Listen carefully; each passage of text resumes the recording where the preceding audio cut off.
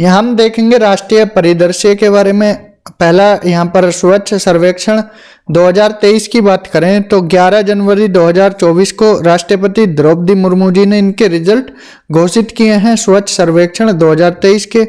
2023 में 4477 शहरों का आकलन हुआ, जिनमें 88 गंगा किनारे बसे शहर भी शामिल हैं और 61 छावनी भी शामिल हैं। तो ये इसका 8वां संस्करण है किसका, स्वच्छ सर्वेक्षण सर्वे का। लगातार 7वीं बार यहाँ पर इंदौर क्या है, इंदौर ने यहाँ पर टॉप किया है।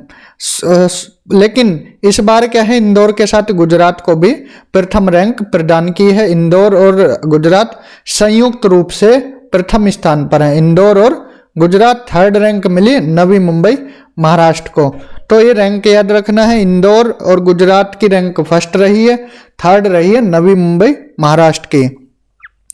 अगर ये तो थे 1 लाख से अधिक की जनसंख्या वाले। 1 लाख से कम जनसंख्या वालों की श्रेणी में सासवड़ महाराष्ट्र का एंड पाटन छत्तीसगढ़ का सेकंड रहा और थर्ड लोनावाला महाराष्ट्र थर्ड रहा। राज्यों में देखें तो महाराष्ट्र, एमपी और छत्तीसगढ़। यहाँ पर महाराष्ट्र याद रखना, कंफ्यूज ना होना एमपी से कि इंदौर टॉप पर रहा है तो एमपी फर्स्ट रहा होगा। तो एमपी क्या है यहाँ पर, सेकंड रहा है। फर्स्ट कौन रहा है, महाराष्ट्र। थर्ड रहा है आपका छत्तीसगढ़। गंगा किनारे 5 नगर जो टॉप पर रहे हैं। उत्तर प्रदेश को रैंक मिली है यहाँ पर ओवरऑल रैंकिंग 9वीं। तो उत्तर प्रदेश की रैंक भी याद रखना 9वीं रैंक है।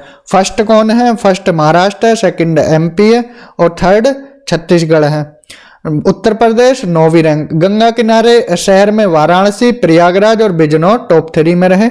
4th हरिद्वार और 5th कन्नौज रहा।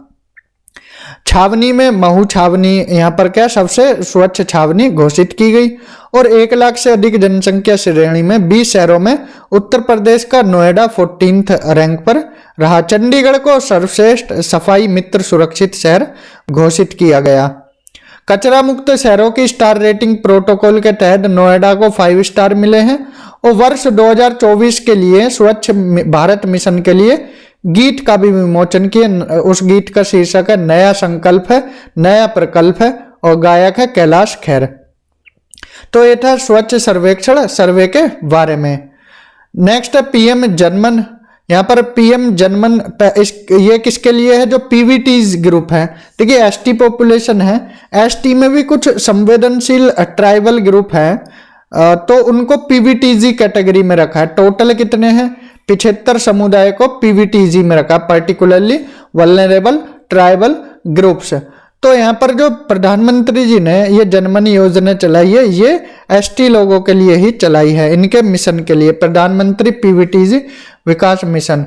तो ये अगले 3 सालों पीवीटीजी के लिए अलग मिशन चलाया गया था। अगले 3 वर्षों के लिए 1500 करोड़ रुपए की राशि उपलब्ध कराई जाए इनको।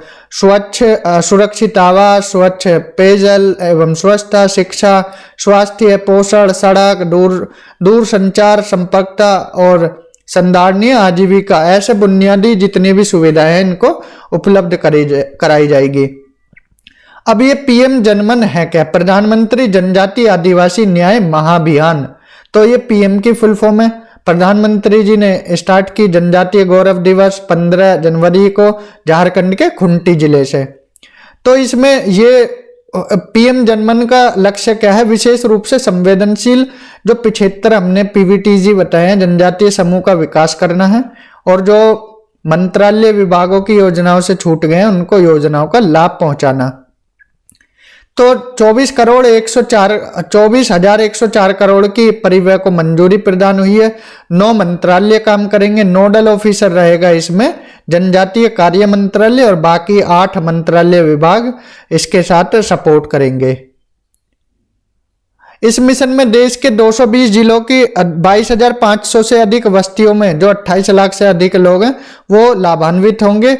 और 25 दिसंबर 2023 से जनजातीय कार्य मंत्रालय ने पीएम जनमन के तहत एक सूचना शिक्षा और संचार अभियान की भी शुरुआत की है, IEC, information education and communication.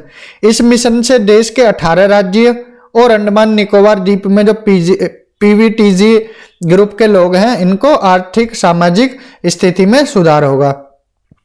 और यहाँ पर पीवीटीजी बहुल जनजातीय बस्तियों में सरकारी योजनाओं की 100% पहुंच सुनिश्चित करने के लिए पीएम जनमन स्टार्ट किया है। नमो ड्रोन दीदी योजना, तो एक इससे संबंधित है, उर्वरक से संबंधित है।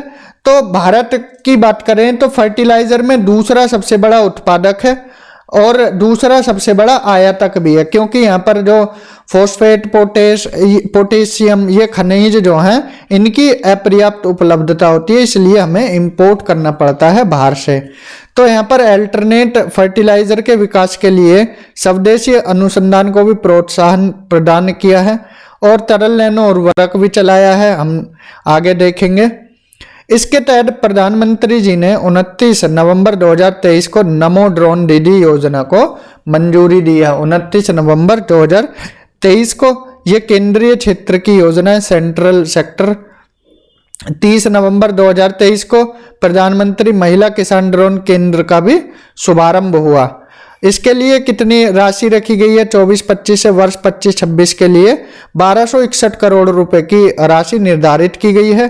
15,000 चयनित महिलाएं इसमें क्या है, सेल्फ हेल्प ग्रुप को ड्रोन प्रदान करेंगी। सेल्फ हेल्प ग्रुप जो महिलाओं का है वो क्या है, उनको ड्रोन प्रदान किया जाएगा। फिर वो क्या करेंगे आगे देखते हैं। तो ड्रोनों का उपयोग किसानों द्वारा खेतों में नैनो उर्वरक या कीटनाशकों के छिड़काव के लिए किया जाएगा। 1500 ड्रोनों में 500 ड्रोन तो उर्वरक कंपनियां उपलब्ध कराएंगी, बाकी 14,500 ये केंद्रीय सहायता के माध्यम से उपलब्ध कराए जाएंगे। इसकी एक ड्रोन की कीमत जो एसेसरीज वगैरह है इसकी 10 लाख रुपए तक होती है। तो 80% लाभ यहाँ पर केंद्रीय वित्तीय सहायता के माध्यम से प्राप्त होगी महिला स्वयं सहायता समूह को, SHG ग्रुप को। तो उनमें महिलाओं को यहाँ पर एक सदस्य को क्या ड्रोन पायलट प्रशिक्षण दिया जाएगा और बाकी टेक्नीशियन का काम बाकी सबको सिखाया जाएगा। तो प्रधानमंत्री जी ने जो इस योजना में महिलाएं हैं उनको ड्रोन दीदी के रूप में रूपांतरित किया है। तो प्रधानमंत्री जी ने 77वें जनसंख्या दिवस 15 अगस्त 2023 को संबोधन में ड्रोन दीदी योजना की डिक्लेरेशन की थी। यहाँ पर हम 5 राज्यों में जो विधानसभा चुनाव हुए हैं उनको देखते हैं। भारतीय संविधान के अनुच्छेद 172 के साथ और 300 आर्टिकल 324 में भी इलेक्शन का प्रावधान है। The representation of people act 1951 के धारा 15 में भी इलेक्शन का यहाँ पर लिखा गया है। तो यहाँ पर स्वतंत्र इलेक्शन कराए गए हैं 5 राज्यों में, छत्तीसगढ़, मध्य प्रदेश, मिजोरम, राजस्थान, तेलंगाना। एक एक करके यहाँ पर हम देख लेते हैं। छत्तीसगढ़ विधानसभा की बात करें तो टोटल 90 सीटें हैं। 10 सीटें SC के लिए रिजर्व हैं, 29 सीटें ST के लिए यहाँ पर आरक्षित हैं। 2 चरण में चुनाव हुआ था यहाँ पर और इसके बाद छत्तीसगढ़ विधानसभा चुनाव 2023 के लिए चुनाई चिरई को शुभंकर घोषित किया गया। वोटिंग कितनी हुई? 76.31% छत्तीसगढ़ में। ये छत्तीसगढ़ की 6वीं विधानसभा थी। इससे पहले 5 विधानसभा हुई हैं जिसमें सबसे पहले अजीत जोगी क्या है CM बने, उसके बाद फिर रमन सिंह बने 3 बार और फिर उसके बाद भूपेश बघेल बने और अब जाकर यहाँ पर विष्णुदेव साहे क्या बने हैं, CM बने हैं। तो बीजेपी ने यहाँ पर सत्ता हासिल की है। छत्तीसगढ़ विधानसभा में 19 महिलाएं निर्वाचित की गईं और विष्णुदेव साहे छत्तीसगढ़ के नए मुख्यमंत्री बने हैं। व्यक्ति के रूप में चौथे हैं, जैसा कि हमने बताया अजीत जोगी पहले, उसके बाद फिर रमन सिंह, उसके बाद आपके भूपेश बघेल और अब विष्णुदेव साहे बने हैं। और पहले आदिवासी मुख्यमंत्री भी हैं विष्णुदेव साहे। कुनकरी विधानसभा क्षेत्र से विधायक निर्वाचित हुए। अरुण साव और विजय शर्मा को क्या है डिप्टी CM बनाया गया है। पूर्व CM रमन सिंह को विधानसभा अध्यक्ष नियुक्त किया है। बीजेपी को 54 सीटें मिली और कांग्रेस को 35 सीटें, 1 सीट मिली गोंडवाना गणतंत्र पार्टी को। मध्य प्रदेश चुनाव की बात करें तो 230 सीटें हैं। 35 सीटें अनुसूचित जातियों के लिए और 47 अनुसूचित जनजातियों के लिए यहाँ पर आरक्षित है। 77.15% यहाँ पर मतदान हुआ। 16वीं विधानसभा थी इसकी मध्य प्रदेश विधानसभा की और 27 महिला विधायक यहाँ निर्वाचित हुई हैं। मोहन यादव यहाँ के नए CM बने हैं जो कि उज्जैन दक्षिणी सीट से विधायक बनकर आए थे। जगदीश देवड़ा और राजेंद्र शुक्ला को डिप्टी सीएम बनाए। नरेंद्र सिंह तोमर विधानसभा अध्यक्ष नियुक्त किए गए हैं। बीजेपी को 163 सीट मिली और कांग्रेस को 66 और भारत आदिवासी पार्टी को 1 सीट मिली। मिजोरम विधानसभा, मिजोरम में टोटल 40 सीटें हैं, जिसमें 39 सीटें अनुसूचित जनजातियों के लिए आरक्षित हैं। एक चरण में ही यहाँ पर चुनाव हुआ है। मिजोरम में 80.66% मतदान हुआ। 9वीं विधानसभा है मिजोरम की। यहाँ पर 27 सीटें जीती जोरम पीपल्स मूवमेंट ने और पहली बार यहाँ पर मान्यता प्राप्त राजनीतिक दल के रूप में भाग लिया था। तो सीएम बने यहाँ पर कौन? लालदू होमा, ZPM के, क्योंकि इनको सपोर्ट मिला किसका? बीजेपी का। तो बीजेपी का सपोर्ट मिलकर ये सीएम बने हैं यहाँ पर। और मिजोरम विधानसभा के गठन के बाद यह पहला अवसर है जब एक से अधिक महिला का चुनाव विधानसभा सदस्य के रूप में हुआ है। क्लियर? 3 महिलाएं यहाँ पर निर्वाचित हुई हैं, ये भी ध्यान रखना है। लाल रिनपुई ये मिजोरम की पहली महिला कैबिनेट मंत्री बनी है और राज्य के इतिहास में मंत्री का पद ग्रहण करने वाली तीसरी महिला। पहली कैबिनेट मंत्री लाल रिनपुई, नाम याद रखना। लालदू होमा सीएम बने हैं, 6वें सीएम है ये और शेरछिप सीट से निर्वाचित हुए। पूर्व IPS अधिकारी 1984 में राष्ट्रीय कांग्रेस के प्रत्याशी रहे और लोकसभा सदस्य चुने गए। फिर एंटी डिफेक्शन लॉ, दल बदल कानून में 1988 में ये अयोग्य घोषित होने वाले पहले लोकसभा सांसद थे। ये भी इम्पोर्टेंट पॉइंट है। राजस्थान विधानसभा चुनाव 200 सीट टोटल है यहाँ पर, लेकिन इलेक्शन हुआ 199 सीटों पर। जो श्री गंगानगर की सीट थी वहां पर कांग्रेस के प्रत्याशी कुन्नर साहब की डेथ हो गई थी। फिर इलेक्शन हुआ वहां पर 5 जनवरी को, जिसमें कांग्रेस के प्रत्याशी को जीत मिली। इनमें से 34 सीटें अनुसूचित जातियों के लिए और 25 सीटें अनुसूचित जनजातियों के लिए आरक्षित हैं। 25 नवंबर 2023 को चुनाव संपन्न हुआ। 74.62% वोटिंग हुई। राजस्थान की 16वीं विधानसभा है। जैसा कि हमने बताया 199 सीटों पर इलेक्शन हुआ। श्री गंगानगर की जो करणपुर सीट थी वहां पर गुरमीत सिंह कुन्नर जी का निधन हो गया था। फिर 5 बाद में इलेक्शन हुआ तो यहाँ पर कांग्रेस के प्रत्याशी रुपेंद्र सिंह कुन्नर विजयी हुए। तो सत्ता में आई बीजेपी। यहाँ पर टोटल 20 महिलाएं निर्वाचित हुई। भजनलाल शर्मा नए सीएम बने। उसके सांगनेर सीट से पहला अवसर है जब वो विधायक भी बने और सीएम भी बन गए। दिया कुमारी और प्रेमचंद बैरवा को डिप्टी सीएम बनाया गया और वासुदेव देवनानी को क्या है विधानसभा का अध्यक्ष बनाया गया। बीजेपी को 115 सीटें मिली, कांग्रेस को 70 और भारत आदिवासी पार्टी को 3 सीटें मिली। बहुजन समाज पार्टी को 2, राष्ट्रीय लोकदल को 1, RLTP को राष्ट्रीय लोकतांत्रिक पार्टी को 1, निर्दलीय 8 जीते। तेलंगाना विधानसभा चुनाव की बात करें तो 119 सीटें हैं। 12 सीटें अनुसूचित जनजाति के लिए, 19 सीटें SC के लिए रिजर्व है। 71.34% मतदान हुआ और यहाँ पर सीएम बने रेवंत रेड्डी। अनुमूला रेवंत रेड्डी सीएम बने हैं। ये तेलंगाना के दूसरे मुख्यमंत्री। इससे पहले KCR यहाँ के सीएम बने थे। तेलंगाना के कोंडगल विधानसभा से निर्वाचित होके अनुमूला रेवंत रेड्डी सीएम बने हैं और डिप्टी सीएम मल्लू भट्टी विक्रमार्क बने हैं। अनुच्छेद 370 पर सुप्रीम कोर्ट का ऐतिहासिक फैसला रहा। उन्होंने क्या है जो केंद्र सरकार ने फैसला सुनाया था, जो यूनियन टेरिटरी बनाई जम्मू कश्मीर को तोड़कर लद्दाख और जम्मू कश्मीर, तो ये जो 370 अनुच्छेद था इसको हटाया गया केंद्र सरकार के द्वारा। तो सर्वोच्च न्यायालय ने भी इसे जायज ठहराया और बोला कि ये हमारे इसको देश की एकता को क्या है जोड़ता है, ना कि तोड़ता है। तो इसमें 35A भी अपने आप ही हट गया। 370 के साथ 35A के समाप्ति को भी मंजूरी दे दी गई। 31 अक्टूबर 2019 को जम्मू कश्मीर और लद्दाख 2 यूनियन टेरिटरी बने थे। तो 5 जजों ने यहाँ पर केंद्र सरकार के फेवर में फैसला सुनाया, जिसमें DY Chandrachud, SK Kaul, justice Sanjiv Khanna, justice BR Gavai और जस्टिस सूर्यकांत शामिल थे। तो संवैधानिक एकीकरण को उद्देश्य से ये फैसला लिया गया था, ना कि उद्देश्य विघटन था।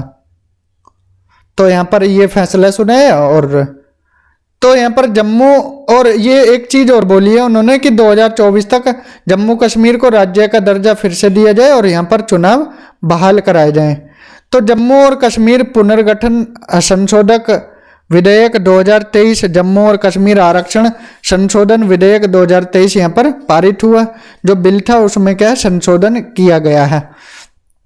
जम्मू और कश्मीर आरक्षण संशोधन विधेयक 2023 यहाँ पर क्या है, जो जम्मू कश्मीर का आरक्षण अधिनियम 2004 था, धारा 2, इसमें संशोधन किया।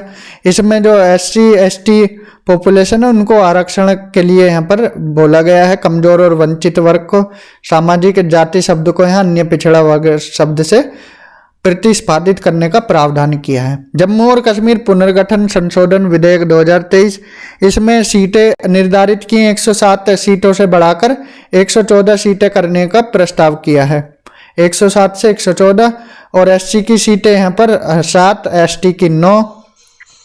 जम्मू कश्मीर की वास्तविक सीटें 83 से बढ़ाकर 90 करने का प्रावधान किया है, और 47 सीटें यहाँ पर अब जम्मू कश्मीर में होंगी। ठीक है, ये 43 जम्मू में और 47 कश्मीर में होंगी। और पाकिस्तान के कब्जे जो POK रीजन है, इसमें 24 सीटें आरक्षित की गई हैं। जब हमारा जो POK रीजन है, जब इंडिया अपने में शामिल कर लेगा दोबारा से, तो वो 24 सीटों पर फिर से इलेक्शन कराए जाया करेंगे। जम्मू और कश्मीर पुनर्गठन द्वितीय संशोधन विधेयक 2023, ये लोकसभा में पारित हुआ, फिर राज्यसभा में 18 दिसंबर को, फिर राष्ट्रपति की मोहर लग गई। इस विधेयक के माध्यम से जम्मू और कश्मीर पुनर्गठन अधिनियम 2019 में संशोधन प्रस्तावित है। तो महिलाओं के लिए यहाँ पर 1/3 सीटें आरक्षित करने का प्रावधान किया गया है। मेरा युवा भारत, ये 75वीं वर्षगांठ थी स्वतंत्रता की 15 अगस्त 2022 को। तो 75वीं वर्षगांठ से लेकर 100वीं वर्षगांठ तक की जो 25 वर्ष की अवधि है, इसे अमृतकाल की संज्ञा दी गई।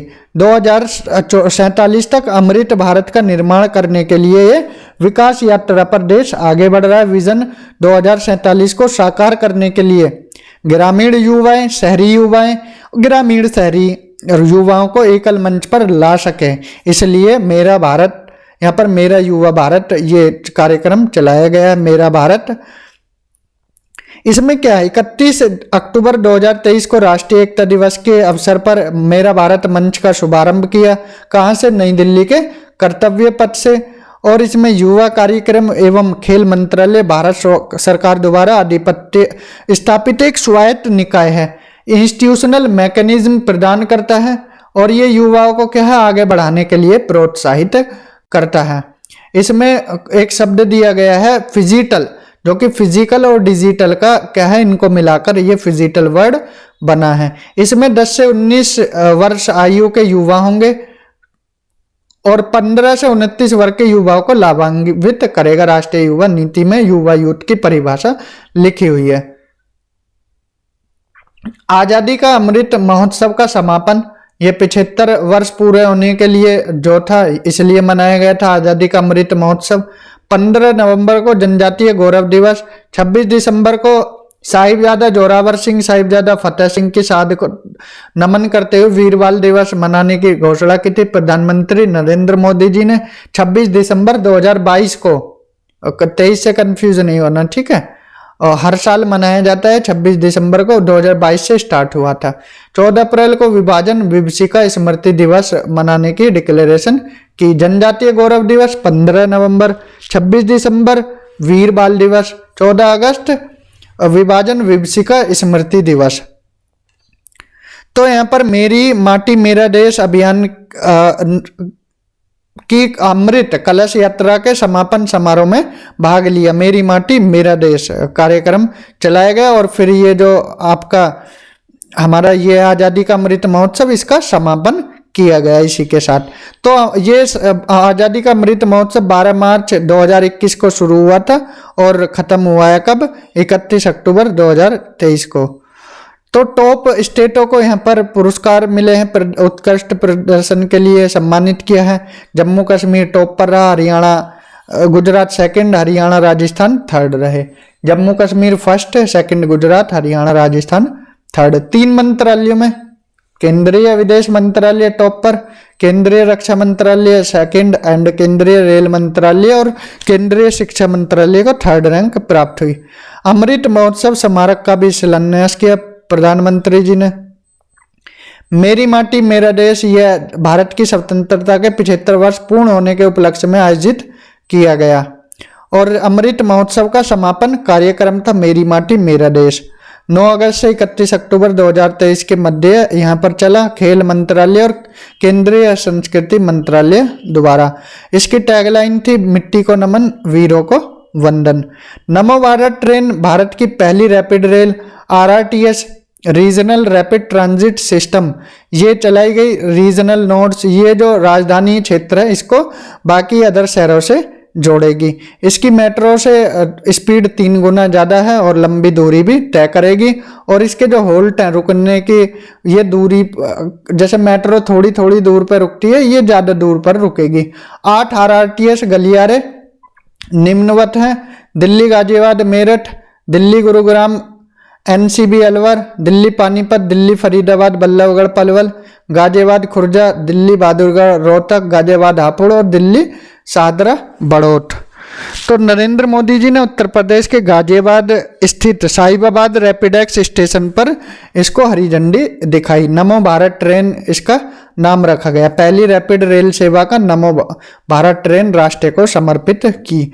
यह साहिबाबाद से दुहाई डिपो को जोड़ने वाली नमो भारत ट्रेन को हरी झंडी दी और ये मेरठ की जो दिल्ली से दूरी है 82.15 किलोमीटर, उसको 1 घंटे में ही कवर कर दिया करेगी। इसकी स्पीड 160 किलोमीटर के आसपास है ऑपरेशनल स्पीड और एवरेज स्पीड 100 किलोमीटर प्रति घंटा होगी।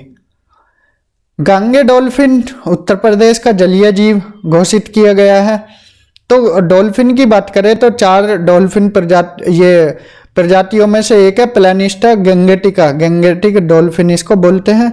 मीठे पानी में पाई जाती है। बाकी 3 और मीठे पानी में पाई जाने वाली डॉल्फिन है यांगजे नदी में पाई जाती है बैजी डॉल्फिन, एंड सिंधु नदी में पाई जाने वाली भूलन एंड बोटो अमेजिन लैटिन अमेरिका में पाई जाती है। 2006 में चीन की नदी डॉल्फिन को विलुप्त घोषित कर दिया था। जो बैजी है इसको विलुप्त करार दिया था। जो गैंगेटिक डॉल्फिन है इसे टाइगर ऑफ द गंगा भी बोला जाता है, टाइगर ऑफ द गंगा। और ये क्या है, ब्लाइंड होती है, स्तनधारी ये ब्लाइंड होते हैं, लेकिन अपनी इकोलोकेशन के कारण ये शिकार कर लेते हैं। जो इकोलोशन करते हैं वो टकराकर फिर से सुन लेते हैं और उसके बाद ये क्या है, शिकार को पकड़ लेते हैं अल्ट्रासोनिक साउंड वेव की हेल्प से। उत्तर प्रदेश सरकार ने जलीय जीव के रूप में मान्यता दे दी है और राष्ट्रीय जलीय जीव पहले मई 2010 में ही डिक्लेयर हो चुका था। असम सरकार ने राज्य का जलीय पशु इसको 2008 में ही घोषित किया था। पंजाब ने सिंधु नदी की डॉल्फिन को राज्य का जलीय पशु घोषित किया गया था। उत्तर प्रदेश की राज्य मछली है चीतला, कंफ्यूज नहीं होना, चीतला क्या है, राज्य मछली है। देसी मांगूर बिहार की है, देसी मांगूर बिहार की है। IUCN की कैटेगरी में इंडेंजर्ड है और यहाँ पर साइट्स में ये क्या है, अपेंडिक्स 1 में है। और जो ये आपका वन्यजीव संरक्षण अधिनियम 1972 है, इसके शेड्यूल 1 में सूचीबद्ध है। घोल मछली गुजरात की राज्य मछली घोषित किया गया है। घोल मछली को कब, वर्ल्ड फिशरीज डे पर 21 नवंबर के दौरान। इसका बायोलॉजिकल नेम है प्रोटोनिबिया डिकेंथस और ये गोल्डन ब्राउन रंग की मछली है। इसे गोल्ड फिश भी कहा जाता है। गंगा नदी के किनारे गंगा नदी डॉल्फिन के महत्वपूर्ण आवासों को संरक्षित करने के लिए यहाँ पर विक्रमशिला डॉल्फिन अभ्यारण्य बिहार में ये है, बिहार के भागलपुर जिले में अवस्थित है। ये स्टार्ट किया गया। इसके बाद भारत में प्रतिवर्ष 5 अक्टूबर को राष्ट्रीय डॉल्फिन दिवस के रूप में मनाया जाता है और प्रोजेक्ट डॉल्फिन कब 15 अगस्त 2022 को स्टार्ट किया गया था। आयुर्वेद ज्ञान नैपुण्य पहल, ये क्या है, आयुर्वेद ज्ञान नैपुण्य पहल, ये आयुर्वेदा से संबंधित है। और फार्माकोपी ऑफ इंडिया, जिसमें क्या है, आपको कैसे मेडिसिन बनानी है, कौन कौन से आपको यहाँ पर जो मेडिसिन के लिए सोल्स चाहिए होते हैं, कितना कौन सा लिखना है, तो ये फार्माकोपिया में लिखे होते हैं। एक बुक होती है उसमें सारी चीजें ये लिखी होती हैं फार्माकोपिया में। तो CCRAS central council for research in Ayurvedic science, इसके द्वारा अग्नि को लॉन्च किया गया। अग्नि क्या है? आयुर्वेद ज्ञान नैपुण्य पहल, आयुर्वेद ज्ञान नैपुण्य इनिशिएटिव को लॉन्च किया गया है। तो अग्नि नामक पहल के उद्देश्य निम्नलिखित हैं। ये क्या है? अग्नि, यह पहल आयुर्वेद चिकित्सकों को अपने नवाचारी अभ्यासों और रोगों से जुड़ी विभिन्न स्थितियों में उनके अनुभवों को जानकारी को साझा करने का एक मंच प्रदान करेगी। ये कोई जरूरी नहीं है अग्नि है, बस फुल फॉर्म याद रखिए, यहाँ से क्वेश्चन बनेगा। किससे रिलेटेड है? आयुर्वेदा से रिलेटेड है। भारतीय भेषज संहिता आयोग, ये PDG का सदस्य बन गया है। जो हमने भी फार्माकोपिया बताया था, इंडियन फार्माकोपिया कमीशन, ये PDG में अब ऐड हो गया है। PDG क्या है? PDG की बात करें तो फार्माकोपियल डिस्कशन ग्रुप है। इसमें अब टोटल 4 देश हो गए, अमेरिका, यूरोप, जापान और अब भारत भी इसमें शामिल हो गया है। और ये कहां पर इसकी मीटिंग हुई? इसकी मीटिंग हैदराबाद में हुई। पहली बैठक है जो अमेरिका, यूरोप और जापान के बाहर आयोजित हुई। क्लियर? तो ये PDG में भारत क्या है? अब शामिल हो गया है। समक्का सरक्का केंद्रीय जनजातीय विश्वविद्यालय, समक्का सरक्का जठारा बोलो या मेदराम जठारा बोलो, ये क्या है? एशिया का सबसे बड़ा जनजातीय मेला है, लार्जेस्ट ट्राइबल फेयर है। कोया जनजाति द्वारा मनाया जाता है, द्विवार्षिक मेला है।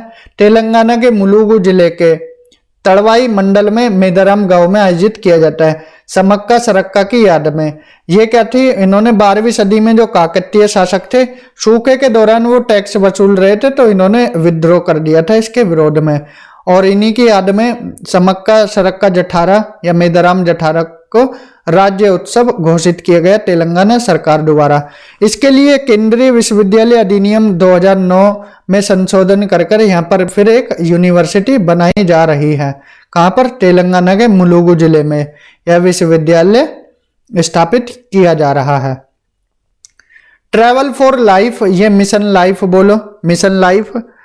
तो ये किससे संबंधित है? पर्यावरण से। लाइफ की फुल फॉर्म है लाइफ स्टाइल फॉर एनवायरमेंट। तो लाइफ को सर्वप्रथम नरेंद्र मोदी जी ने 1 नवंबर 2021 को जो ग्लासगो में COP26 हुआ था उसमें प्रस्तावित किया था। इसके बाद 20 अक्टूबर 2022 को एकता नगर गुजरात से स्टैच्यू ऑफ यूनिटी से मिशन लाइफ को औपचारिक रूप से शुभारंभ करने की डिक्लेरेशन की थी, और 2028 तक भारत में न्यूनतम 80% गांवों और शहरी निकायों को क्या है? पर्यावरण अनुकूल बनाने के लक्ष्य से ये चलाया गया है मिशन लाइफ। भारत लाइफ को अपने राष्ट्रीय स्तरों पर निर्धारित योगदानों में शामिल करने वाला पहला देश बन गया है। तो मिशन लाइफ याद रखना एनवायरमेंट से रिलेटेड है। इस कार्यक्रम को UNWTO और यूनेप की भागीदारी भी मिली, और नोडल एजेंसी केंद्रीय पर्यावरण, वन एवं जलवायु परिवर्तन मंत्रालय रहा। तो ये आपको इतना ध्यान रखना है। 8 केंद्रीय विषय थीम निम्नलिखित हैं: save energy, save water, say no to single use plastic, reduce waste, empower local businesses and communities, respect local culture and heritage, consume local foods, conserve natural heritage. ये क्या है? 8 यहाँ पर 8 क्या दिए हैं? 8 केंद्रीय विषय, 8 इसकी थीम है। तो लाइफ जो मिशन लाइफ है, ट्रैवल फॉर लाइफ, इसको 2 अलग अलग क्षेत्रों के लिए प्रारंभ किया गया है। स्वच्छता के लिए ट्रैवल फॉर लाइफ और ग्रामीण पर्यटन के लिए ट्रैवल फॉर लाइफ। सर्वश्रेष्ठ पर्यटन ग्राम घोषित किया गया है, यह प्रतियोगिता हुई थी, और केंद्रीय पर्यटन मंत्रालय द्वारा सर्वश्रेष्ठ पर्यटन ग्राम प्रतियोगिता यहाँ पर इसके रिजल्ट घोषित किए गए हैं। तो 35 गांवों को पुरस्कृत किया गया, जिनमें 5 को गोल्ड, 10 को रजत मिला और 20 को कांस्य मिला।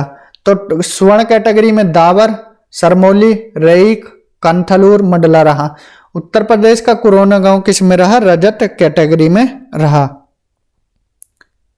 भारत ऑर्गेनिक्स ब्रांड, तो यहाँ पर NCOL राष्ट्रीय सहकार ऑर्गेनिक लिमिटेड को यहाँ पंजीकृत किया गया है स्टेट मल्टी कॉरपोरेटेड सोसाइटी एक्ट 2002 के तहत।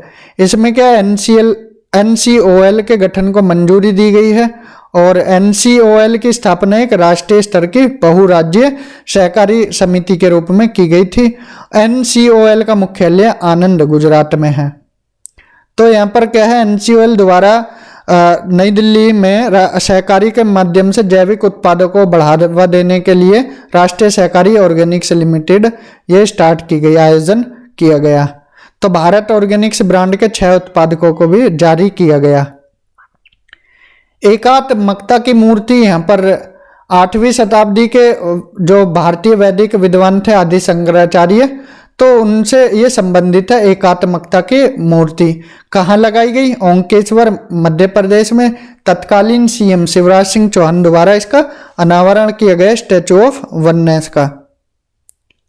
और जो शंकराचार्य जी थे, इनका जन्म केरल राज्य के काडली गांव में नंबूदरी फैमिली में हुआ था। तो कहाँ पर लगाई गई ये हमने बताया है, ओंकेश्वर महाराष्ट्र में, खंडवा जिले में। 100 फीट ऊंची है, चलने की मुद्रा में है, कांस्य और मिश्रित धातु इसमें मिलाए गए हैं। ये बस इतना आप याद रखना। तैयार किसने की? वासुदेव कामथ ने, ये याद रखना। वासुदेव कामथ ने इसी स्केच के आधार पर ही सोलापुर महाराष्ट्र के कुशल मूर्तिकार भगवान रामपुरे ने एकात्मकता की मूर्ति का निर्माण किया है। ठीक है, ये ध्यान रखना है। तो कॉन्सेप्चुअल स्केच किसके द्वारा? वासुदेव कामथ के द्वारा था और भगवान रामपुरा ने इसका निर्माण किया है। स्केच वासुदेव कामथ और मूर्ति बनाई है भगवान रामपुरे ने। ठीक है, कुछ और स्टैचू हैं, जैसे स्टैचू ऑफ यूनिटी गुजरात में, तिरुवल्लर प्रतिमा तिरुवल्लुवर जी की, गोमटेश्वर प्रतिमा कर्नाटक में, हनुमान मूर्ति नई दिल्ली में है, भगवान मुरुगन प्रतिमा तमिलनाडु में और मुरुडेश्वर कि भगवान शिव की प्रतिमा है कर्नाटका में है। स्टैचू ऑफ इक्वलिटी ये डॉक्टर भीमराव अंबेडकर जी के मैरीलैंड अमेरिका में इसका अनावरण किया गया 19 फीट ऊंची प्रतिमा का। 14 अक्टूबर 2023 को नाम दिया गया स्टैचू ऑफ इक्वलिटी। भारत से बाहर ये डॉक्टर BR अम्बेडकर जी की सबसे ऊंची प्रतिमा है। और रेप्लिका किसका है? ये जो हैदराबाद में डॉक्टर अम्बेडकर जी की मूर्ति है उसका रेप्लिका है। स्कल्पचर इसके कौन है शिल्पकार है? स्कल्पचर रामवी सुतार हैं, रामवी सुतार। राष्ट्रीय हल्दी बोर्ड का गठन। हल्दी की बात करें तो कुरकुमा लौंगा जिंजीबेरेसिस ये परिवार का एक पुष्पीय पौधा है, फ्लावरिंग प्लांट है। और इसमें क्या क्या होता है? देखिए, ये बायो एक्टिव है, एंटीऑक्सीडेंट है, एंटी कैंसर है, तो इसके काफ़ी फायदे हैं हल्दी के। तो भारत हल्दी में क्या है? हल्दी के मामले में सबसे बड़ा उत्पादक भी है, सबसे बड़ा उपभोक्ता भी है और सबसे बड़ा निर्यातक भी है। भारत में हल्दी उत्पादन कितना हो? 11.61 लाख टन रहा 2022-2023 में, जो कि वैश्विक हल्दी उत्पादन का 75% से भी अधिक है। अगर पूरे उदाहरण के लिए अगर पूरे देश में 100 किलो हल्दी हो रही है तो उसमें 75 किलो से ज्यादा तो भारत में ही हो रही है। तो भारत में भी सबसे ज्यादा हल्दी उत्पादक राज्य हैं महाराष्ट्र, तेलंगाना, कर्नाटक और तमिलनाडु। सबसे ज्यादा का महाराष्ट्र में, उसके बाद तेलंगाना में, फिर कर्नाटका में और फिर तमिलनाडु में। तो हल्दी के वैश्विक व्यापार में भारत की हिस्सेदारी 62% से भी अधिक है। राष्ट्रीय हल्दी बोर्ड, नेशनल टर्मरिक बोर्ड का यहाँ पर गठन किया गया है। तो इस राष्ट्रीय हल्दी बोर्ड की केंद्रीय गतिविधियों के माध्यम से वर्ष 2030 तक भारत द्वारा हल्दी निर्यात $1 बिलियन तक पहुंचने का अनुमान व्यक्त किया गया है। नारी शक्ति वंदन अधिनियम 11वीं लोकसभा, देखिए जो महिलाओं के आरक्षण को लेकर बिल प्रस्तुत हुए हैं अब तक, सबसे पहले 11वीं लोकसभा में हुआ था, तब PM कौन थे? HD देवगौड़ा थे। उसके बाद फिर 12 सितंबर 1996 को प्रस्तुत किया गया था। दूसरी बार 12वीं लोकसभा में प्रस्तुत किया गया, उस टाइम प्रधानमंत्री अटल बिहारी वाजपेयी जी थे, 14 दिसंबर 1998 को। फिर तीसरी बार 13वीं लोकसभा में फिर से अटल बिहारी वाजपेयी जब पीएम थे तब इसको पास किया, मतलब बिल को लाया गया। संविधान 85वां संशोधन विधेयक 1999 के नाम से 23 दिसंबर 1999 को। लेकिन हर बार ये बिल क्या है, लैप्स ही होता रहा। 6 दिसंबर 2008 को फिर से लाया गया 108वां संशोधन विधेयक 2008 के नाम से। राज्यसभा ने 9 मार्च 2010 को इसको पास किया। अब फिर क्या है, 2014 में 15वीं लोकसभा भंग हुई तो फिर ये लैप्स हो गया। लेकिन 19 सितंबर 2023 को ये लोकसभा में प्रस्तुत किया गया संविधान 128वां संशोधन विधेयक 2023 के नाम से। फिर 20 सितंबर को राज्यसभा में पास हुआ, 20 को लोकसभा में, 21 सितंबर को राज्यसभा में, 28 सितंबर को राष्ट्रपति के साइन होकर ये एक्ट बन गया, संविधान 106वां संशोधन एक्ट 2023 है। तो याद रखना 106वां एक्ट किससे संबंधित है, महिलाओं के आरक्षण से संबंधित है। बिल पूछे तो बिल 128वां है, एक्ट पूछे तो 106वां है। प्रधानमंत्री जी ने इसको अनौपचारिक नाम दिया नारी शक्ति वंदन अधिनियम, नारी शक्ति वंदन अधिनियम इसका नाम दिया गया है। इसके फेवर में 454 सदस्यों ने वोटिंग की, चाहे कोई सी भी पार्टी हो, लेकिन 2 लोगों ने इसके अगेंस्ट में वोट की, जिनमें AIMIM के असदुद्दीन ओवैसी और सैयद इम्तियाज जलील ने इसके अगेंस्ट में वोटिंग की। राज्यसभा में यह विधेयक सर्वसम्मति से पारित हो गया था।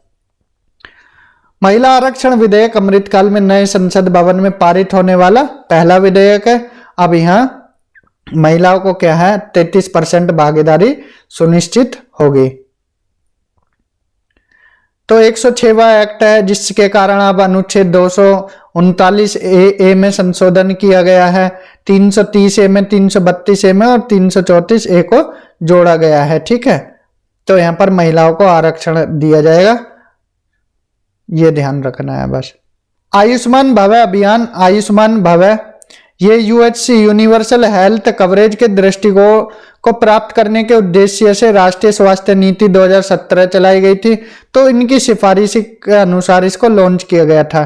तो SDG 3 में अच्छे स्वास्थ्य एवं कल्याण की से संबंधित गुड हेल्थ एंड वेलबींग से आयुष्मान भारत में 4 स्तंभ शामिल हैं, हेल्थ एंड वेलनेस सेंटर्स और PMJ, PM अभीम एंड PM ABDM, मतलब प्रधानमंत्री जन आरोग्य योजना, प्रधानमंत्री आयुष्मान भारत स्वास्थ्य संरचना मिशन, प्रधानमंत्री आयुष्मान भारत डिजिटल मिशन। तो द्रौपदी मुर्मू जी ने 13 सितंबर 2023 को गांधीनगर गुजरात से वर्चुअल माध्यम से आयुष्मान भव अभियान का शुभारंभ किया। तो पूछा जाएगा आयुष्मान भव का शुभारंभ किसने किया, राष्ट्रपति द्रौपदी मुर्मू जी ने गांधीनगर गुजरात से। ये राष्ट्रीय व्यापी स्वास्थ्य सेवा पहल है और इसके तहत प्रधानमंत्री जन आरोग्य योजना, आभा ID निर्माण एवं गैर संचारी रोगों, ये नॉन कम्युनिकेबल डिजीज, तपेदिक और सिकल सेल एनीमिया आदि रोगों की जो जांच प्रबंधन में जागरूकता बढ़ाने के उद्देश्य से प्रारंभ किया गया है आयुष्मान भव। ठीक है, 3 इसमें कंपोनेंट है, आयुष्मान आपके द्वार, आयुष्मान मेला, आयुष्मान सभा। आरोग्य मंथन की बात करें तो 2023 में राष्ट्रीय स्वास्थ्य प्राधिकरण की 2 महत्वपूर्ण योजनाओं ने एक महत्वपूर्ण पड़ाव को पार किया है। आयुष्मान भारत प्रधानमंत्री जन आरोग्य के 5 साल पूरे हो गए हैं, आयुष्मान भारत डिजिटल के 2 साल पूरे हो गए, दूसरी वर्षगांठ है 27 सितंबर 2023 को। 2 दिवसीय कार्यक्रम आरोग्य मंथन यहाँ पर आयोजित किया गया, क्योंकि यहाँ पर आयुष्मान भारत जो प्रधानमंत्री जन आरोग्य योजना के 5 साल और आयुष्मान भारत डिजिटल मिशन की दूसरी वर्षगांठ के उपलक्ष्य में आरोग्य मंथन का आयोजन किया गया। कहां पर, विज्ञान भवन नई दिल्ली में। इस अवसर पर फिर यहाँ पर पुरस्कृत किया गया बड़े राज्यों में केरल को, छोटे राज्यों में मेघालय को और केंद्र शासित प्रदेशों में पुदुचेरी को। सर्वाधिक आयुष्मान कार्ड बनाने के लिए बड़े राज्यों में आसाम, छोटे राज्यों में नागालैंड और केंद्र शासित प्रदेशों में जम्मू और कश्मीर को विजेता घोषित किया गया। मिथुन को खाद्य पशु का दर्जा, मिथुन जो वैज्ञानिक नाम है बोस फ्रंटोलिस और ये बोविडे फैमिली का सदस्य है, कैटल्स में आता है। जंगली घोर भी बोला जाता है, उत्तरी पूर्वी राज्यों में पाया जाता है। अरुणाचल प्रदेश में इसकी जनसंख्या सर्वाधिक देखने को मिल जाती है। ट्रॉपिकल रेन फॉरेस्ट में पाया जाता है। 20वीं पशुधन गणना 2019 के अनुसार भारत में मिथुन की जनसंख्या लगभग 3.8 लाख है। तो FSSAI ने इसको क्या खाद्य पशु में डाल दिया, फूड एनिमल में। FSSAI की full form food safety and standards authority of India है। इसके साथ ही ICAR राष्ट्रीय मिथुन अनुसंधान केंद्र ने प्रत्येक वर्ष 1 सितंबर को मिथुन दिवस मनाने के रूप में घोषणा की है। मिथुन के मास को VC कहा जाता है। Domestic animal diversity information system database में भी इसको शामिल किया गया है।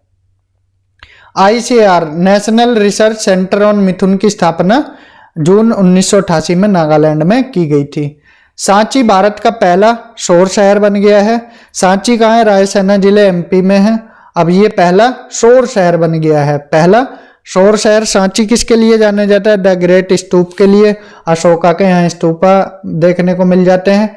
3री शताब्दी ईसा पूर्व में इनका निर्माण कराया था और जो वहाँ के सांची के स्तूप है उनको विश्व धरोहर सूची में भी शामिल किया गया था। तो भारत के प्रथम शहर सौर ये सांची बन गया है।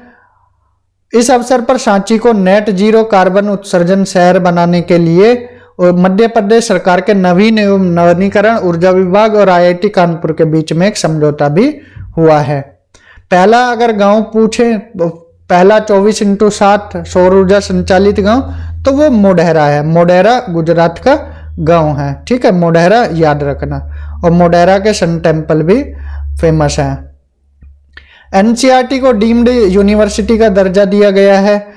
यहाँ पर ये क्या है, डीम्ड यूनिवर्सिटी वो होती हैं जो यूनिवर्सिटीज की तरह काम करती हैं। तो UGC की सलाह पर केंद्र सरकार ने NCERT को डीम्ड विश्वविद्यालय का दर्जा दे दिया है। तो अब ये भी एक यूनिवर्सिटी की तरह ही वर्क करेगा। स्वच्छ वायु सर्वेक्षण 2023 ये NCAP द्वारा लॉन्च किया गया, नेशनल क्लीन एयर प्रोग्राम द्वारा।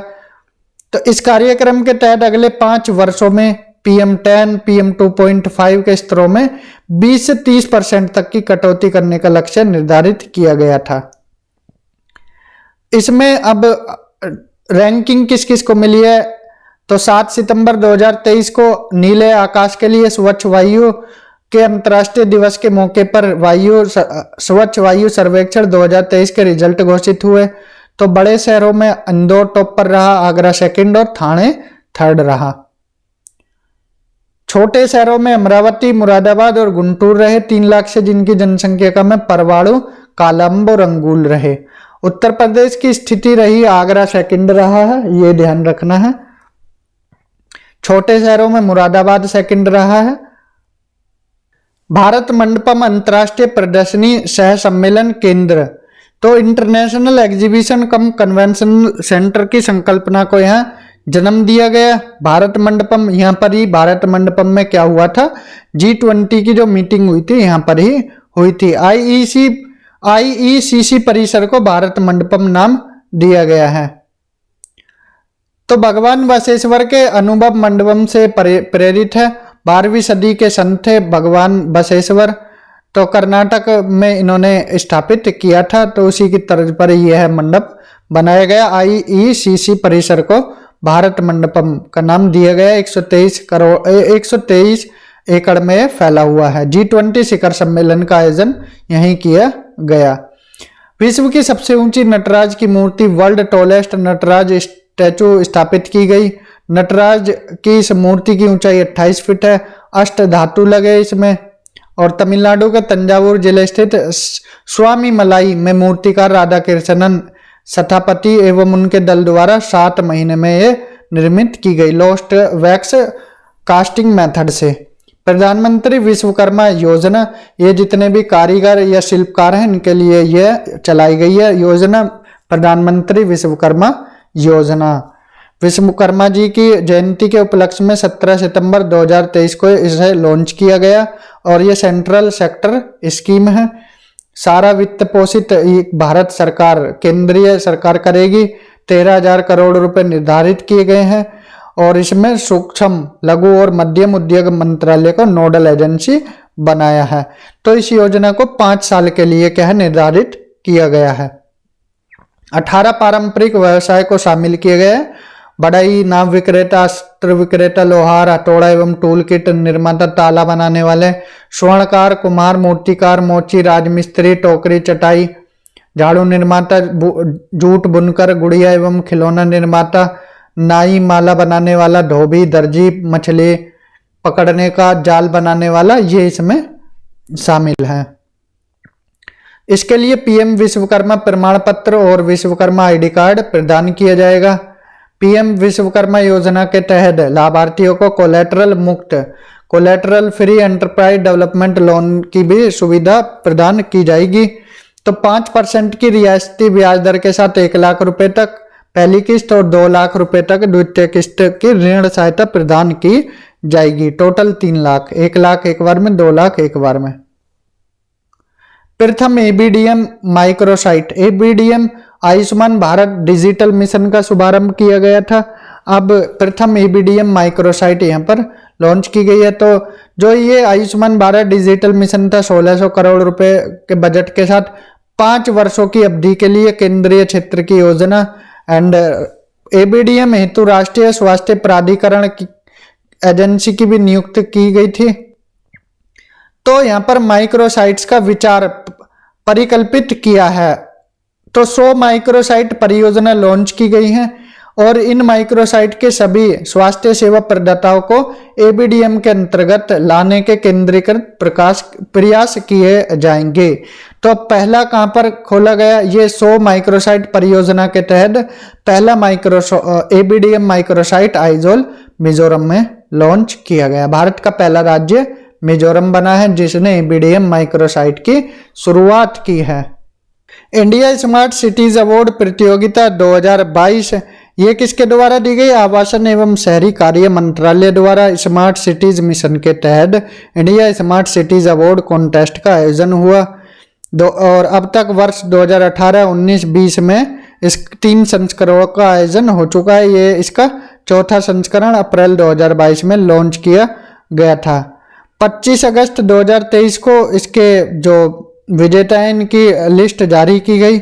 इंदौर को भारत की सर्वश्रेष्ठ स्मार्ट सिटी घोषित किया गया। इंदौर को, फिर सूरत को और फिर आगरा को। तो टॉप 3 में इंदौर, सूरत, आगरा रहे।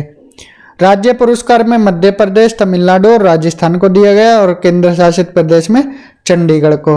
अमृत भारत स्टेशन योजना, तो ये क्या लॉन्ग टर्म विजन है। इसमें 1309 रेलवे स्टेशनों को चिन्हित किया गया है। 156 रेलवे स्टेशन सबसे ज्यादा उत्तर प्रदेश के हैं। तो अमृत भारत स्टेशन योजना के भाग के रूप में देश भर के 508 रेलवे स्टेशनों के पुनर्विकास की भी आधारशिला रखी गई है। तो 508 स्टेशनों को शामिल किया गया है प्रथम चरण में। तो 27 राज्यों केंद्र शासित प्रदेशों में विस्तृत है। सबसे ज्यादा यूपी के ही लिए गए हैं। राष्ट्रीय बहुआयामी गरीबी सूचकांक एक प्रगति समीक्षा, तो ये UNDP United Nation Development Programme द्वारा ह्यूमन डेवलपमेंट रिपोर्ट में मल्टी डायमेंशनल पॉवर्टी इंडेक्स को 2010 से ही शामिल किया जाता रहा है। और ये मल्टी डायमेंशनल पॉवर्टी इंडेक्स है, ये कितने 12 संकेतों के आधार पर ये निकाली जाती है। तो भारत में बहुआयामी गरीबी सूचकांक नीति आयोग नोडल मंत्रालय है इसका, तो इसके द्वारा निकाली जाती है। National multi Dimensional Poverty index of progressive report किसके द्वारा? नीति आयोग द्वारा। इसका द्वितीय संस्करण है। प्रथम संस्करण 21 में लॉन्च किया गया था। राष्ट्रीय परिवार स्वास्थ्य सर्वेक्षण 5 पर यह आधारित है।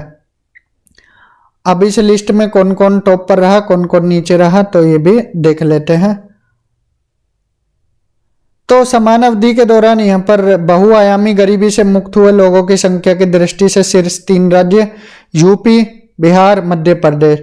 यहाँ पर जो गरीब लोग हैं, गरीबी से मुक्त हुए हैं, तो टॉप पर उत्तर प्रदेश में सबसे ज्यादा गरीब हुआ, मतलब गरीबी हटी है लोगों की। तो सर्वाधिक बहुआयामी गरीबी वाले शीर्ष 5 राज्य हैं बिहार, झारखंड और मेघालय। बिहार, झारखंड, मेघालय, यूपी और मध्य प्रदेश। यूपी में भी बहुत ज्यादा गरीब है अभी भी। केरल सबसे कम गरीब कहाँ पर है? केरल में है। और केंद्र शासित प्रदेशों में दादरा एवं नागर हवेली और दमन एंड दीव में सबसे ज्यादा, पुदुचेरी में सबसे कम।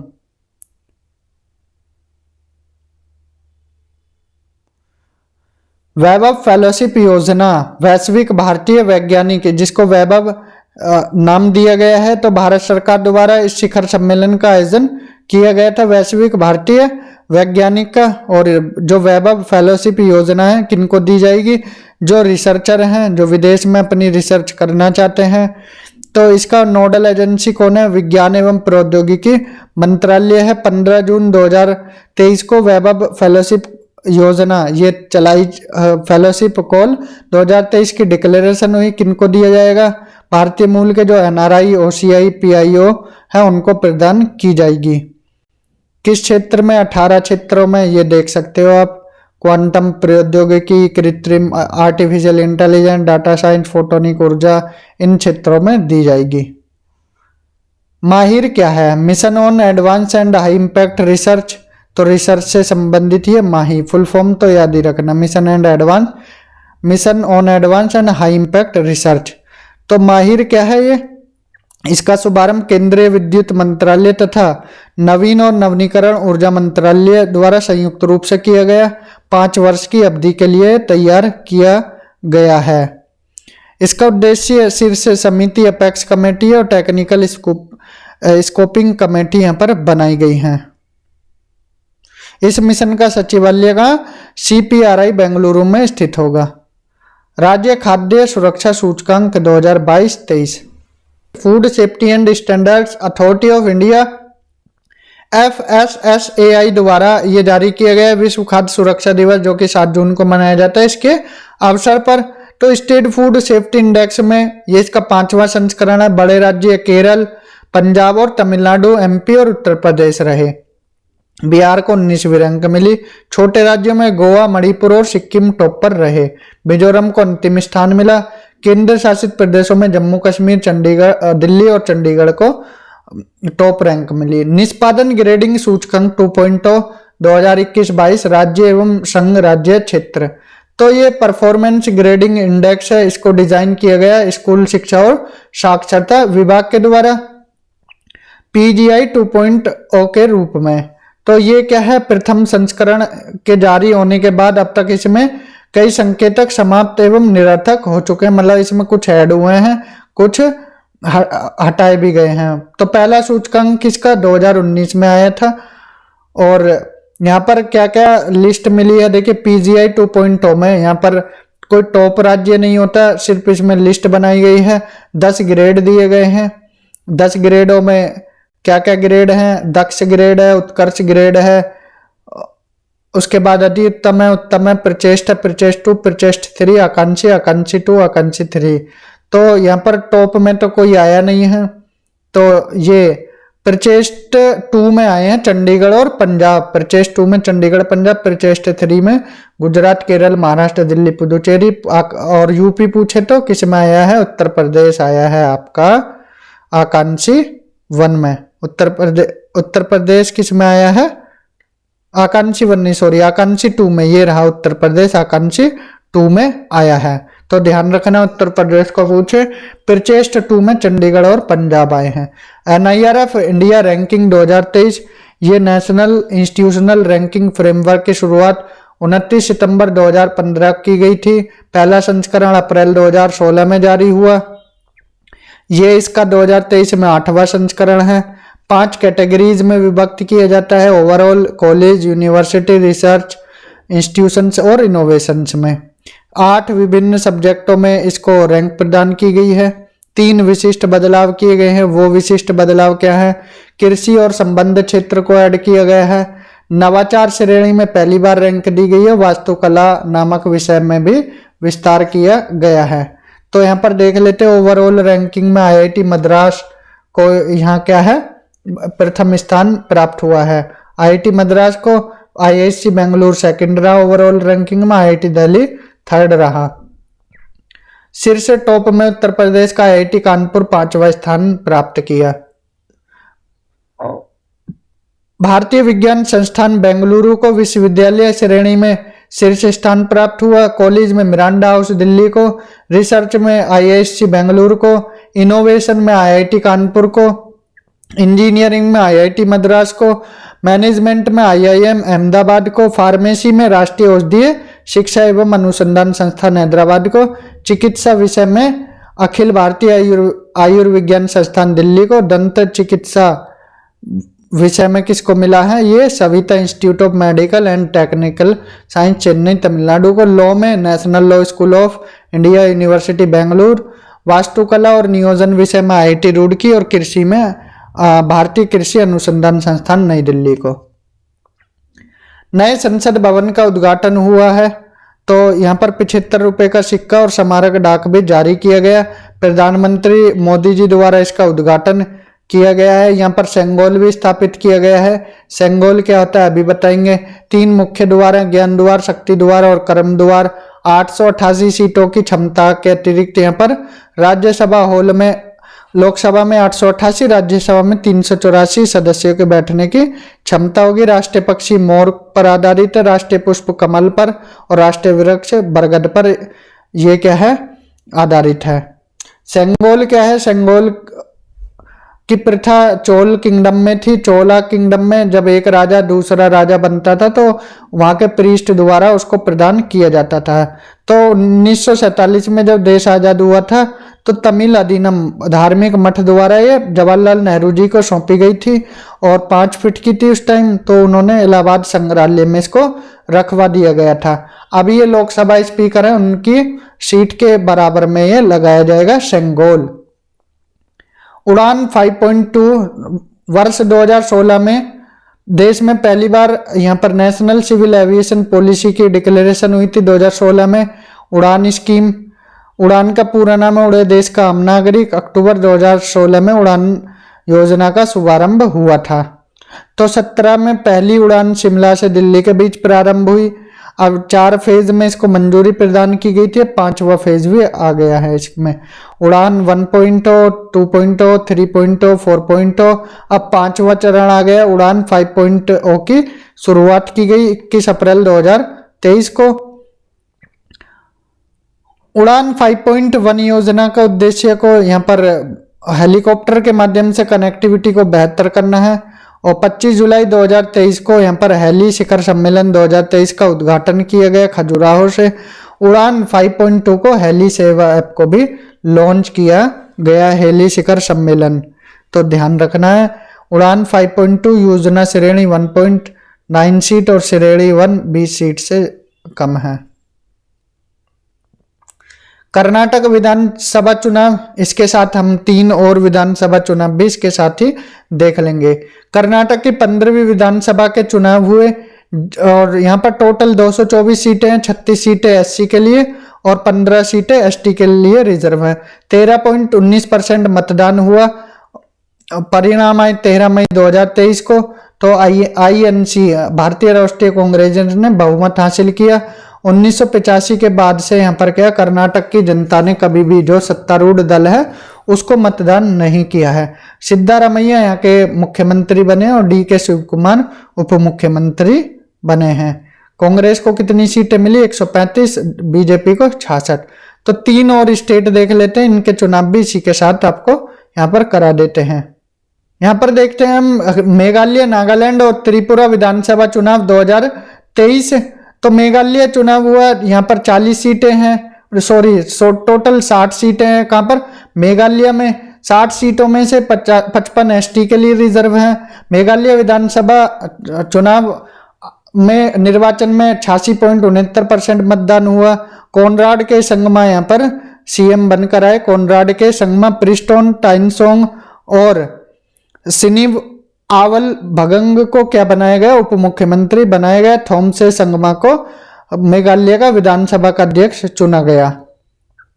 नागालैंड में 13वीं नागालैंड विधानसभा के चुनाव हुए। एक चरण में ही 60 सीटें, टोटल 59 सीटें ST के लिए रिजर्व हैं और यहाँ पर जबकि 59 सीटों पर इलेक्शन हुए। ठीक है, क्योंकि अकू लूटो सीट पर काजेतो किनीमी निर्विरोध विजयी घोषित किए गए। तो यहाँ पर बीजेपी को 12 सीटें, एनडीपी को 25 सीटें मिली हैं। पहली बार कोई महिला विधायक के रूप में निर्वाचित हुई हैं। पहली महिला हेकानी जखालू और दूसरी महिला सलहूत्रो आनो क्रूज बनी है पश्चिमी अंगामी से, और ये हेकानी जखालू दीमापुर से। नेफ्यू रियो यहाँ के सीएम बने। टीआर जैलियांग और योनथुंगो पैटर्न के हैं उप मुख्यमंत्री। सेरिंगन लोंग कुमार के बने नागालैंड विधानसभा के अध्यक्ष। त्रिपुरा की बात करें, 13वीं त्रिपुरा विधानसभा यहाँ पर हुई है 12वीं, और यहाँ पर 10 सीटें अनुसूचित के लिए रिजर्व हैं, अनुसूचित जातियों के 20, एसटी के लिए। टोटल कितनी सीटें हैं? अभी 60 सीटें हैं। तो तीनों राज्य में 60 सीटें हैं, चाहे वो आपका मेघालय हो, नागालैंड हो या त्रिपुरा हो। तो कौन सीएम बने? माणिक शाह यहाँ पर त्रिपुरा के सीएम बने और विश्वबंधु सेन को त्रिपुरा विधानसभा का अध्यक्ष बनाया गया है। तो ये थे चारों राज्य के विधानसभा चुनाव। हमने यहाँ पर टोटल 9 राज्य के चुनाव देखे हैं, विधानसभा चुनाव देखे हैं। बात करते हैं यहाँ पर ऑपरेशन समुद्रगुप्त की। तो ऑपरेशन समुद्रगुप्त किसके द्वारा चलाया गया? एनसीबी के द्वारा, नारकोटिक्स कंट्रोल ब्यूरो द्वारा चलाया गया। क्यों? क्योंकि हिंद महासागर जो इंडियन ओशियन है उस क्षेत्र में नशीले पदार्थों की तस्करी को रोकना इसका क्या है? उद्देश्य है। तो इसमें भारतीय नौसेना और क्या है? एनसीबी साथ मिलकर काम कर रहे हैं। और एनसीबी के तहत यहाँ पर क्या है? 250 ग्राम मैथेमफेटामाइन जब्त किया है, और नशीले पदार्थों की सबसे बड़ी जब्ती है अब तक की 2500 किलोग्राम 250 ग्राम नहीं, वो तो काफी छोटा। तो 2500 किलोग्राम यहाँ पर पकड़ा गया है।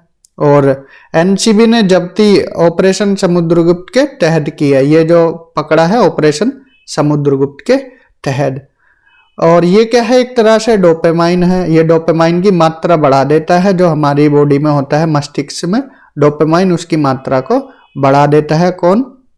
मैथेटामाइन, एक नशीला पदार्थ है। ठीक है, ये याद रखना है बस। ऑपरेशन समुद्रगुप्त याद रखना है किससे संबंधित है। स्वर्ण अर्धचंद्र एवं स्वर्ण त्रिभुज। तो यहाँ पर पूर्व में स्वर्ण त्रिभुज, गोल्डन ट्रायंगल किसको बोलते हैं, और गोल्डन क्रेस्केंट। तो गोल्डन ट्रायंगल में थाईलैंड, म्यांमार और लाओस आते हैं, और गोल्डन क्रेस्केंट में पाकिस्तान, अफगानिस्तान और ईरान आते हैं।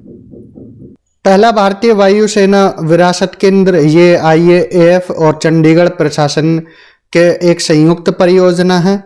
और इसमें इनके बीच क्या है? मेमोरेंडम ऑफ अंडरस्टैंडिंग साइन हुआ। पहला भारतीय वायुसेना विरासत केंद्र कहाँ स्थापित किया जाएगा? चंडीगढ़ में। ठीक है, कहाँ? चंडीगढ़ में। और इसका जो उद्घाटन है किसने किया? राजनाथ सिंह, जो कि रक्षा मंत्री हैं। तो इस केंद्र की स्थापना कहाँ? चंडीगढ़ में की गई। मणिपुर हिंसा देखने को मिली। मणिपुर 3 राज्यों नागालैंड, आसाम और मिजोरम के साथ बाउंड्री टच करता है। मणिपुर में 16 जिले हैं, जिसमें घाटी में भी लोग रहते हैं और पहाड़ों में भी रहते हैं। तो पहाड़ी जिलों की संख्या 5 है, और 90% जो पॉपुलेशन है वो कहाँ रहती है? पहाड़ी में ही रहती है। वैली में 10% क्षेत्र में, मतलब पॉपुलेशन 10% रहती है। 90% क्षेत्र को 5 जिले के हैं आच्छादित करते हैं, और बाकी 10% जो कितने जिले बचे? 11 जिले, वो 10% में आते हैं। तो यहाँ पर मैतई, नागा, कुकीचिन देखने को मिलती हैं। मैतई घाटियों में रहते हैं, नागा और कुकीचिन पहाड़ी में रहते हैं। तो अभी इसी को लेकर क्या है? दंगा भड़का। वहां पर बैकग्राउंड क्या है?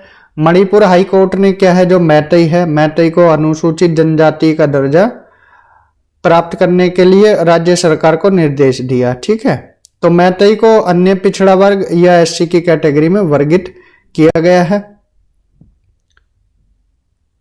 तो विचार करने के लिए राज्य सरकार पर फैसला छोड़ा था। अब इनको SC और OBC में भेज दिया है, तो इसलिए ये दंगा भड़का है कि ST से OBC और SC का दर्जा इनको दिया।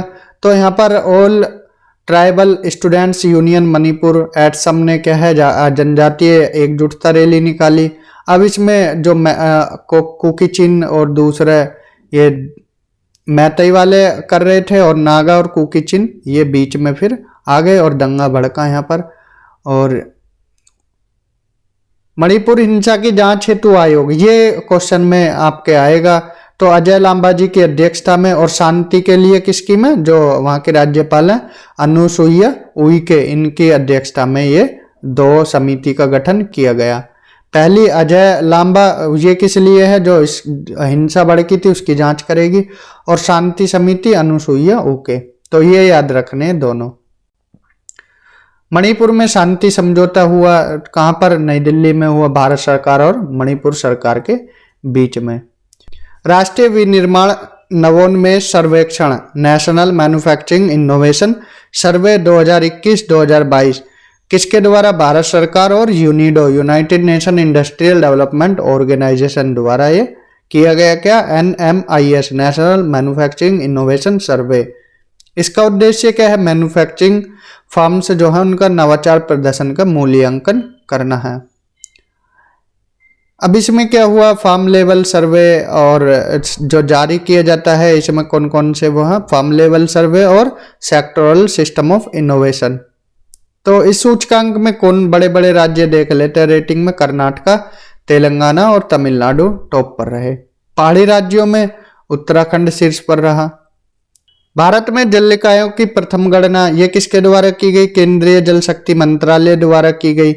और इसमें जो टॉप राज्य रहे वो कौन कौन से रहे, पश्चिम बंगाल टॉप पर, आंध्र प्रदेश, उत्तर प्रदेश, आंध्र प्रदेश, उड़ीसा और आसाम ये टॉप पर रहे।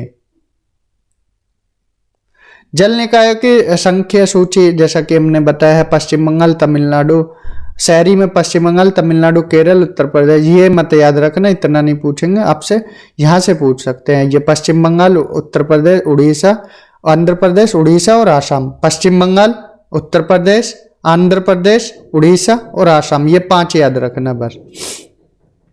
केरल जल बजट तैयार करने वाला पहला राज्य बन गया है, ये ध्यान रखना है। वहां के सीएम कौन है, पिनाराई विजयन है। यूएन वाटर कॉन्फ्रेंस 2023 ये न्यूयॉर्क अमेरिका में संपन्न हुई और इसकी सह मेजबानी किसने की, ये कि ताजिकिस्तान और नीदरलैंड ने। राष्ट्रीय चिकित्सा उपकरण नीति 2023, अब इसको अनेक भागों में वर्गीकरण किया है, जैसा कि इलेक्ट्रॉनिक उपकरण, इम्प्लांट्स और आपका कंज्यूमेबल एंड सर्जिकल उपकरण, इनविट्रो डायग्नोस्टिक। तो भारत सरकार के सहयोग से हिमाचल प्रदेश, मध्य प्रदेश, तमिलनाडु और उत्तर प्रदेश में 4 चिकित्सा उपकरण पार्क स्थापित किए जाएंगे।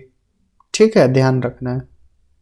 तो इसकी मंजूरी पीएम नरेंद्र मोदी जी की अध्यक्षता वाली केंद्रीय मंत्रिमंडल ने नेशनल मेडिकल डिवाइसेस पॉलिसी 2023 को मंजूरी दी। भारत का सबसे बड़ा पुस्तक ग्राम ये बन गया है अरगम गांव। कहां पर है ये, जम्मू कश्मीर के बांदीपोरा जिले में। ठीक है, इंडियाज लार्जेस्ट बुक विलेज कौन सा, अरगम याद नाम याद रखना है। अरावली ग्रीन, यहाँ पर कुछ और देख लेते हैं। भिलार को जो महाराष्ट्र में है उसको देश के पहले पुस्तक ग्राम के रूप में मान्यता दी गई थी। देश के पहले पुस्तक ग्राम के रूप में भिलार महाराष्ट्र। और झारखंड का जमतारा हर गांव में पुस्तकालय वाला देश का पहला जिला बना था। ठीक है, केरल के धर्मदम को पहला पूर्ण पुस्तकालय निर्वाचन क्षेत्र घोषित किया गया था। अरावली ग्रीन वॉल परियोजना 4 राज्य में है, दिल्ली, हरियाणा, राजस्थान और गुजरात में। ठीक है, तो ये क्या होगा, इस जो अरावली माउंटेन है इसकी रेंज में 5 किलोमीटर की रेंज में यहाँ पर पेड़ पौधे लगाए जाएंगे, हरियाली बनाई जाएगी। तो अरावली ग्रीन वॉल प्रोजेक्ट शुभारंभ हुआ। पर्यावरण, वन एवं जलवायु परिवर्तन मंत्री कौन है, भूपेंद्र यादव है। कहाँ से शुरू हुआ, हरियाणा के टिकली गांव से शुरू हुआ 21 मार्च को, और 21 मार्च को ही अंतर्राष्ट्रीय वन दिवस मनाया जाता है। उत्तर प्रदेश खाद्य प्रसंस्करण उद्योग नीति 2022-27। खाद्य प्रसंस्करण है क्या, ये कृषि और उद्योग के बीच की एक कड़ी है। ठीक है, ये डेटा है कुछ कि कितना किस में आता है, ये टर्शियरी सेक्टर में आता है। तो मुख्यमंत्री योगी आदित्यनाथ जी ने फूड प्रोसेसिंग इंडस्ट्री पॉलिसी को मंजूरी दी, ये 5 साल के लिए रहेगी। आम आदमी पार्टी को राष्ट्रीय दल का दर्जा मिला है, ये स्टार्टिंग में मिला साल के 2023 के। तो ये क्या है, इसके लिए क्या क्या प्रावधान है, मानदंड है, या तो लोकसभा या विधानसभा किसी आम चुनाव में 4 राज्यों में प्रत्येक राज्य में जो कुल मत डलते हैं उनका 6% प्राप्त किया है, 4 सीटें जीती हों लोकसभा में, या फिर लोकसभा के पिछले आम चुनावों में उस दल ने क्या है कुल सीटों की न्यूनतम 2% सीटों पर विजय प्राप्त की हो, या फिर 4 या 4 से अधिक राज्यों में वो स्टेट पार्टी हो, तो उसको राष्ट्रीय पार्टी घोषित कर दिया जाता है। तो राष्ट्रीय पार्टी कौन बन गई? आम आदमी पार्टी, इतना याद रखना। नेक्स्ट है Vibrant Village Programme. Vibrant Village Programme ये कहाँ से शुरू किया गया? ये गुजरात से शुरू किया गया। वाइब्रेंट विलेज अरुणाचल प्रदेश से, अरुणाचल प्रदेश के अंजाव जिले के किबुतु गांव से। अब ये वाइब्रेंट विलेज कार्यक्रम का है, जो वो गांव है जो क्या है छिटपुट जनसंख्या वाले गांव हैं, उनको क्या है फिर मेन कनेक्टिविटी से लाया जाएगा, मतलब जोड़ा जाएगा, कनेक्टिविटी वहां पर भी की जाएगी। तो ये केंद्र प्रायोजित योजना है, सेंट्रल स्पॉन्सर्ड स्कीम है। 4 राज्यों में हिमाचल प्रदेश, अरुणाचल, सिक्किम, उत्तराखंड और संघ यूनियन टेरिटरी लद्दाख के जिलों में ये इनको इसमें शामिल किया गया वाइब्रेंट विलेज प्रोग्राम में। ये हमने चुनाव कराई दिए मेघालय, नागालैंड, त्रिपुरा के, जो टेबल कराई थी गुजरात वाली उसमें करा दिए। चलते हैं आगे, अब देखते हैं India justice report. India justice report national periodic reporting है, जो प्रत्येक वर्ष 4 स्तंभों पुलिस, जेल प्रणाली, न्यायपालिका और कानूनी सहायता की क्षमता को मापने के लिए सूचना एकत्रित करती है। इंडिया जस्टिस रिपोर्ट ये 3रा संस्करण है। प्रथम संस्करण 2019 में प्रकाशित किया गया था।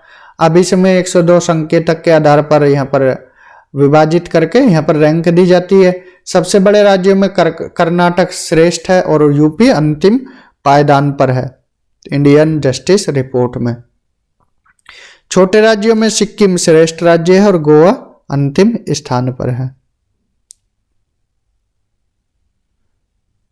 ठीक है, ये रैंक है शीर्ष राज्यों के। कर्नाटक, तमिलनाडु, तेलंगाना टॉप पर है इंडियन जस्टिस रिपोर्ट में, यूपी लास्ट है और अंतिम 3 राज्य बिहार, पश्चिम बंगाल और उत्तर प्रदेश है। एमवी गंगा विलास विश्व का सबसे लंबा नदी क्रूज, ये कहां से कहां तक? वाराणसी से डिब्रूगढ़, दुनिया का सबसे बड़ा वर्ल्ड्स लॉन्गेस्ट रिवर क्रूज है और 111 जलमार्ग को राष्ट्रीय जलमार्ग घोषित किया गया। ठीक है, ये लेकिन इंपॉर्टेंट क्या, कहां से शुरू हुआ? ये शुरू हुआ वाराणसी से और कहां तक? आसाम के डिब्रूगढ़ जिले तक। ठीक है, ये याद रखना है। लंबाई 3200 किलोमीटर याद रखना है।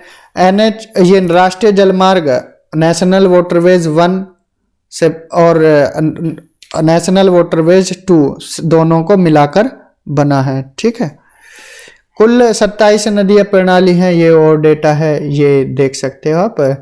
मैसर संतारा रिवर के रूल द्वारा इसको संचालित किया गया। केरल उच्च न्यायालय पहले क्षेत्रीय भाषा में निर्णय दिया, मलयालम भाषा में, तो पहला उच्चतम न्यायालय बन गया है, पहला हाई कोर्ट बन गया है जिसने अपनी लोकल लैंग्वेज में ये डिसीजन सुनाया है।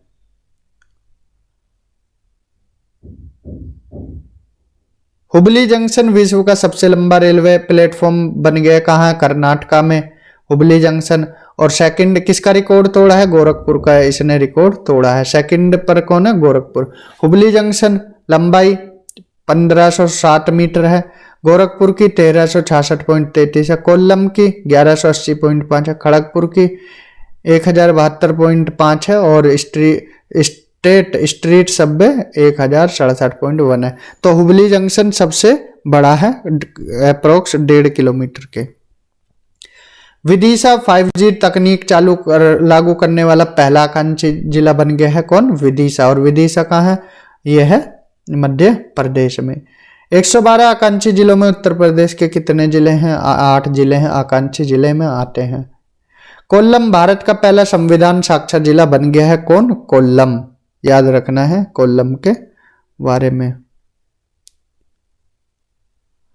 राष्ट्रीय ग्रीन हाइड्रोजन मिशन वर्ष 2047 तक ऊर्जा स्वतंत्र एनर्जी इंडिपेंडेंस बनाने को लेकर है और नेट जीरो का टारगेट 2070 रखा गया है। अगर एनर्जी इंडिपेंडेंट का टारगेट पूछे तो 2047 और नेट जीरो का 2070। ठीक है, दोनों टारगेट याद रखने हैं।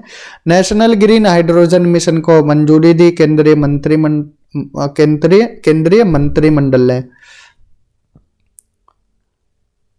अब इसके उद्देश्य क्या है ये आप पढ़ सकते हैं, इसमें पढ़ सकते हो इसको। वायनाड सभी जनजातीय लोगों को बुनियादी दस्तावेज प्रदान करने वाला पहला जिला बन गया है। कौन? वायनाड। वायनाड कहाँ है? केरल में। यहाँ पर डॉक्यूमेंट सारे डिजिटल सेफ रहेंगे डिजी लॉकर में। ठीक है, वायनाड। इसके बाद देखते हैं यहाँ पर भारत का सबसे बड़ा तरल अपशिष्ट उपचार संयंत्र, ये तिरुपति नगर निगम कहाँ है? आंध्र प्रदेश में। ये फाइटोरॉइड टेक्नोलॉजी पर आधारित है। Largest liquid waste treatment plant है कहाँ? तिरुपति में।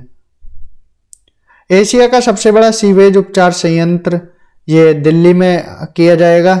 ठीक है, दिल्ली के ओखला सीवरेज उपचार संयंत्र का निर्माण। हाउसिंग सोसाइटी के लिए भारत का पहला सौर संयंत्र, ये मुंबई की एक सोसाइटी है, विवेरिया कॉन्डोनियम और TPRL Tata power renewable energy limited, इनके बीच में समझौता हुआ है। केरल देश का पहला पूर्ण डिजिटल बैंकिंग राज्य बन गया है। ठीक है, ये भी ध्यान रखना। स्मार्ट कार्यक्रम किससे संबंधित है? Scope for mainstream Ayurveda research in training professional, जो आयुर्वेदा है उसमें रिसर्च से संबंधित है। कौन? स्मार्ट कार्यक्रम।